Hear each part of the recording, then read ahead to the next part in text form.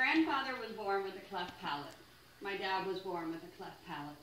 The oldest of my siblings, my brother, was born with a cleft palate and hypodontia. My sister, the second born, was born with a cleft palate and a pitted lip. I was born with a cleft palate. My younger sibling, another sister, was born with a unilateral cleft lip, a cleft palate, and a pitted lip. One niece was born with a unilateral cleft lip and cleft palate. Another was born with a pitted lip and a cleft palate. And another was born with just a pitted lip. All of these were born to my oldest sister.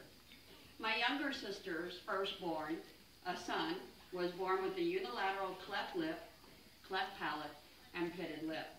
He was also born with webbing on the eyes. I have 3 children. My youngest, a daughter, was born with a submucal cleft and webbing on the eyes. Why am I sharing this information with you today? I am not a medical professional. I certainly don't have any specialty in the medical field. The examples that I have just provided to you are examples that are real descriptions of members of my family that are affected with the Woude syndrome. I have lived with these effects all my life. I am a carrier. The Center for Disease Control reported in their Facts About Cleft Lip and Cleft Palate article in cdc.gov on birth defects, as you can see in the chart here, that approximately 2,650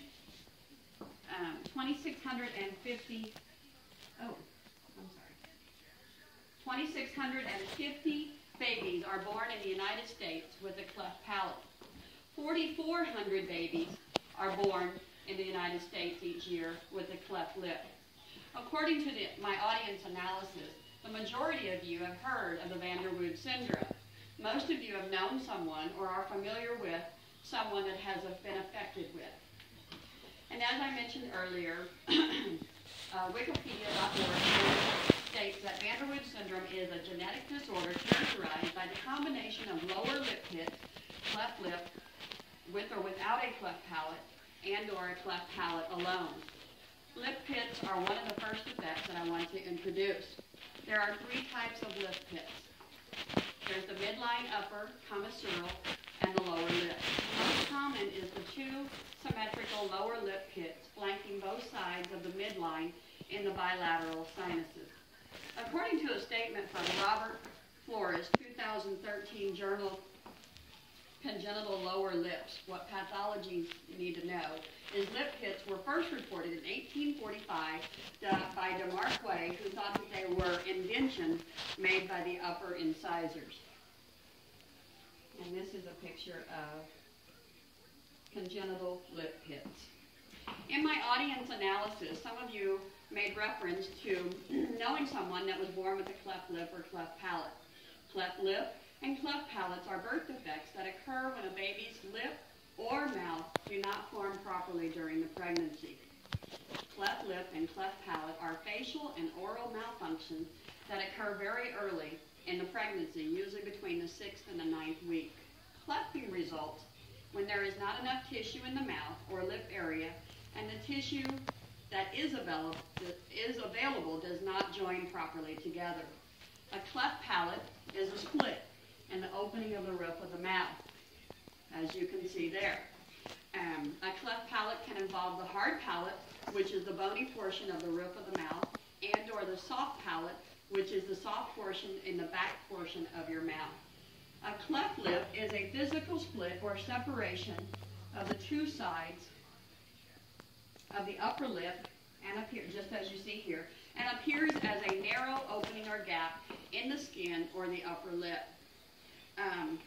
The separation often extends beyond the base of the nose and includes the bones of the upper jaw and or the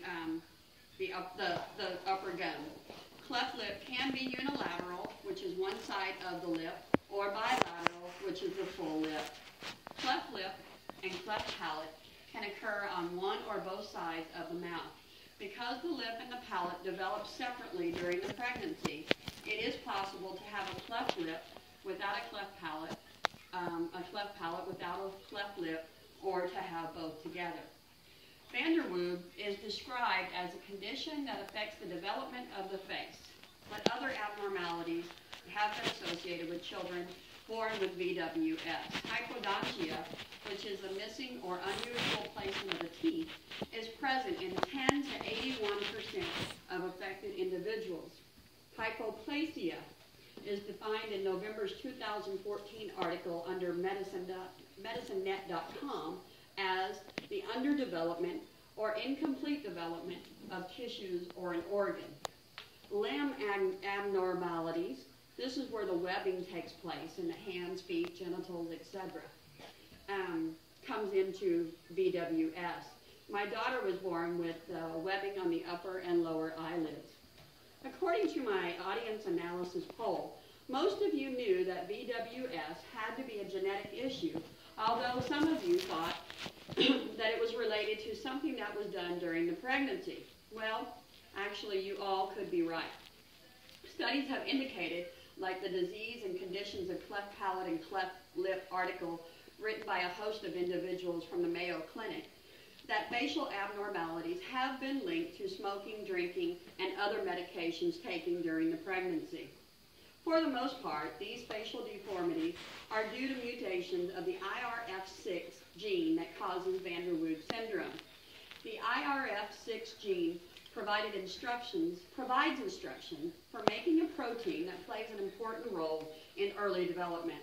The IRF16, and I have a chart for that too. The IRF6 protein is active in cells that give rise to tissues in the head and the face. It also involves in the development of other parts of the body, including the skin and genitals. Mutations in the IRF6 gene that causes Van der Woude prevent one copy of the gene in each cell from making any functional progress. A shortage of the IRF6 protein affects the development and mutation of the face, resulting in signs and symptoms of the Van der Woude syndrome. Boston Children's Hospital is making great strides in identifying symptoms of the Van der Woude syndrome in early stages of the pregnancy. This is to prepare parents to have specialists on hand to initiate the reconstruction process at birth.